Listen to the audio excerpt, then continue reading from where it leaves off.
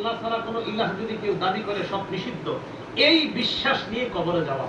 আবার বলছি, এক নাম্বার তাওহীদের অর্থ যারা, তাওহীদের অর্থ হলো আল্লাহ ছাড়া কোনো ইলাহ নাই, যত ইলাহ আছে সব নিষিদ্ধ করা, আর এই বিশ্বাস নিয়ে কবরে যাওয়া। নবীজি বলেন যদি যেতে পারো একদিন না একদিন আল্লাহর জান্নাতে প্রবেশ করবে। দলিল মুসলিম শরীফের 26 নম্বর হাদিস, আন্তর্জাতিক নাম্বার। قال رسول الله صلى الله عليه وسلم, আন্তর্জাতিক নাম্বার মানে মুসলিম শরীফের এই হাদিসের নাম্বারটা পুরো পৃথিবীতে ফলো করা হয়।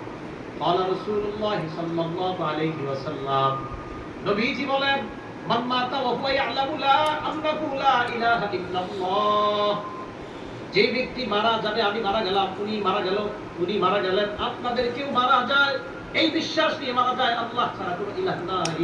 আহলুস সুন্নাত ওয়াল জামাত এই হাদিসের অনুবাদ করে মান মাতা ওয়া হুয়া মুওয়াহহিদুন বিল্লাহ, অথবা মান মাতা মুওয়াহহিদান বিল্লাহ, কেউ যদি আল্লাহর একত্ববাদের স্বীকার করে মারা যায়, দাখালাল জান্নাহ, আল্লাহ নবী বলেন আমি তোমাকে গ্যারান্টি দিলাম তুমি একদিন আল্লাহর জান্নাতে প্রবেশ করবা।